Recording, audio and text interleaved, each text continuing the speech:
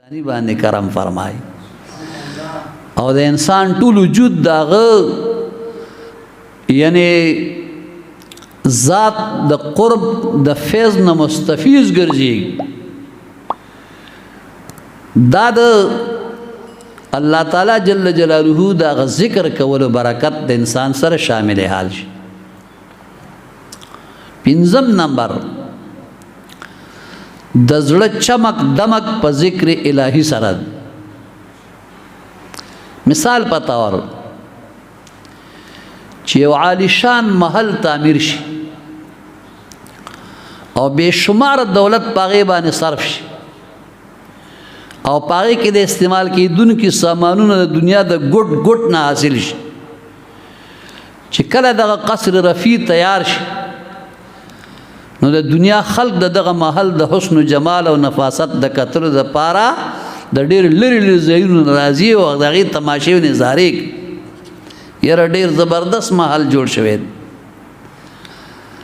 لیکن د وخت په تیریدلو سره چې دغه محل د خدمت کول نه کوتاهی اختیار کړي نو یو ورځ داسې راشي چې دغه قیمتي محل تذکره قدر لهم نه چا په خپل بیان راځي او که کوم یو دانا او بینا انسان دغه محل طرف ته خصوصي توجه ورکړي داغه د رنگ او روغن او د صفای اهتمام په تسلسل سره جاری ساتي نو بیا دغه محل حسن پککیږي نه بلکې د وخت په تیریدلو سره سره پای کې مزید دلکشي او نفاست پیدا کی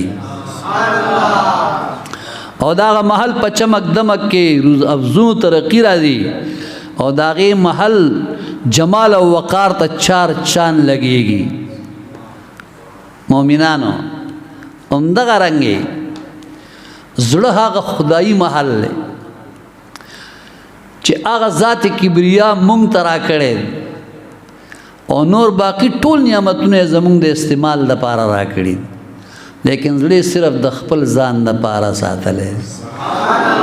قلب المؤمن عرش الله د مؤمن زړه د الله عرش دی. دغه زړه د صفای د ساتلو د پاره د ذات یو نسخه خودلې ده او هغه نسخه د ذکر الهی جل مجده.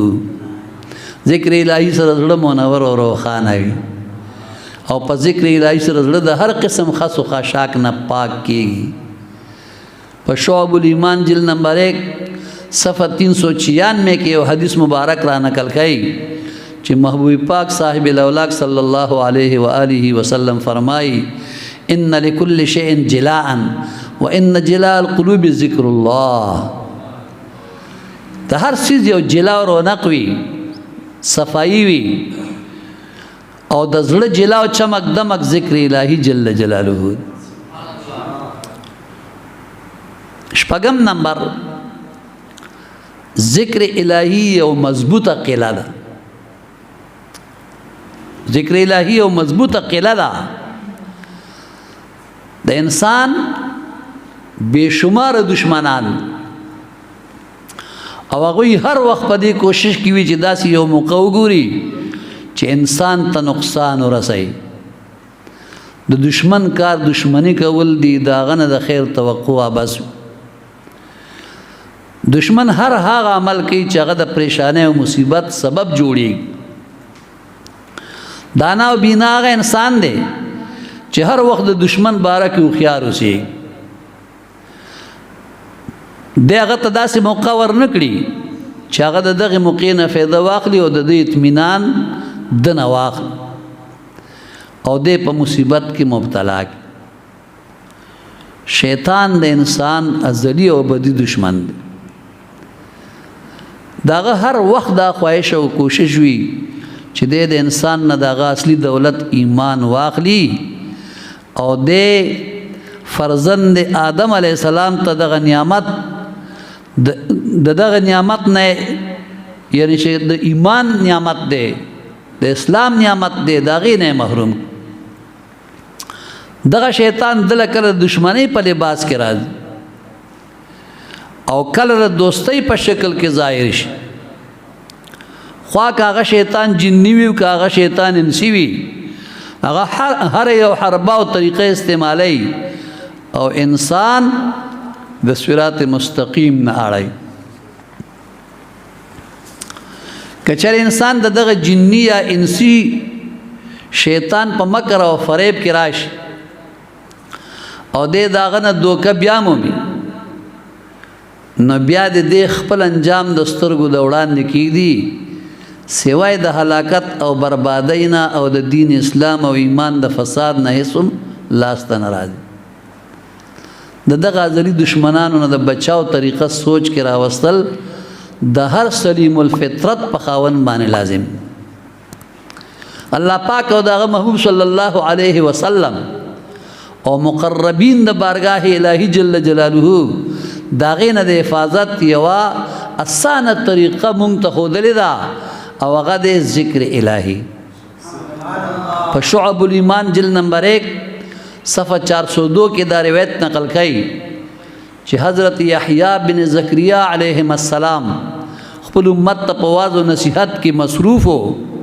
په دوران د وعظ کې هغه ته فرمایل امرکم بذکر الله کثیرا، ز تاسو ته حکم در کوم چې د الله ذکر ډیر ډیر کوئ. ومثل ذلك كمثل رجل طلبه العدو سراعا في اسره. د دې مثال داسې دی په مثال د هغه سړي چې داغه د نیولو د پاره داغه دشمن هغه پسې لګېدلې وي. حتی اتا حسنا حسینا، تر دې پورې چې دغه سړی یوې مضبوطی قلعې ته راشي فاحرز نفسه فيه او پای کې خپل ځان محفوظ کړي. مضبوطی قلعې ته ننوته، دشمن ورپسې روان دی د تعاقب په غرض باندې دی چې مضبوطی قلعې ته ننوته، دروازه بند شو، هغه بهر پاتې شو، بس دی دغه شر نه بچ. وكذلك العبد لا ينجو من الشيطان الا بذكره. دغه رنګ بنده د شیطان د دشمنانو نه بچ کیږي سوای د ذکر الهی جل مجدو په قله کې د پناه غستو نه بغیر. اور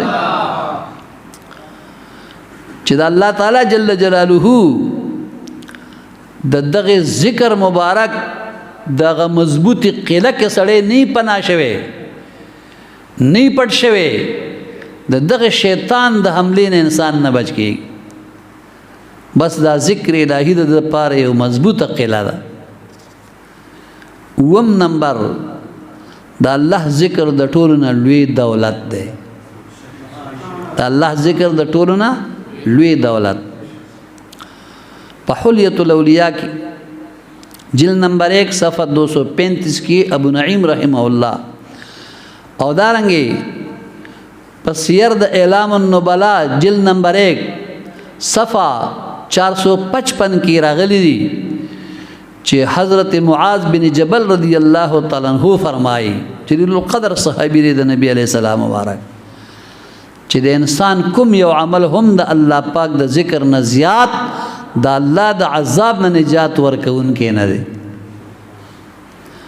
خلق ورته وی چې ابو عبد الرحمن صاحب آیا د الله په لار کې jihad هم دو فرمایل چې آو جهاد هم دمر نجات ورکون کې نه دی تر دې حد پورې چې انسان په جهاد کې دمر توري و چلای چې هغه ماتې شي ټوکړي ټوکړي شي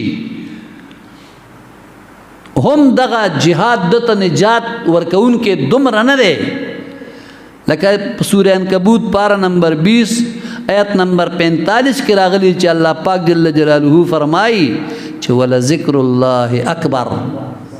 دا الله ذکر د ټول سيزونو نه لوی سيز دی. دا ټول سيزونه واړه دي، دا الله ذکر ډېر لوی دی. نګوره دا د معاذ بن جبل رضی الله تعالی عنہ قول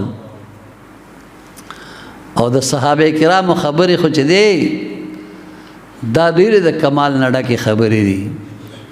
الله تعالی دې په موږ له عمل راکړي. اتم نمبر دا الله د زیات ذکر کوون کی دعا نه رد کی. دا الله د زیات ذکر کوون کی دعا نه رد کی. په دغه شعب الایمان جلد نمبر 1 صفحہ 419 کی دا روایت را نقل کئی عن ابی ہریرہ رضی اللہ تعالی عنہ عن النبی صلی اللہ علیہ وسلم حضرت ابو ہریرہ رضی اللہ تعالی عنہ روایت کئی دا نبی کریم صلی اللہ علیہ وآلہ وسلم نا قال چی نبی علیہ السلام مبارک فرمائی لی دی ثلاثتن درے قسم خلق لا يرد اللہ دعاءہم اللہ تعالی جل جلالہ داغی دعا نرد کئی الذاکر اللہ کثیرہ یوا کس چسوک دا اللہ ذکر دیر دیر کئی داغ دعا اللہ نرد کئی دویم نمبر و دعوت المظلومی او دا مظلوم دعا اللہ نرد کئی خواہ کاغا دا چا دا پارا دا خیر دعاویو که ظالم تا دا خیرو دعاوی لہذا دوار اللہ تعالی جل جلالہ نرد کئی کہ چا دا مظلوم سر امدادو که داغ سر خیگڑاو کا او دا ظالم دا ظلم نے بچ کو او دغی مظلوم دی سڑی تا دا خیر دعاو کا غم نرد کی او که مظلوم باندې ظالم ظلم کو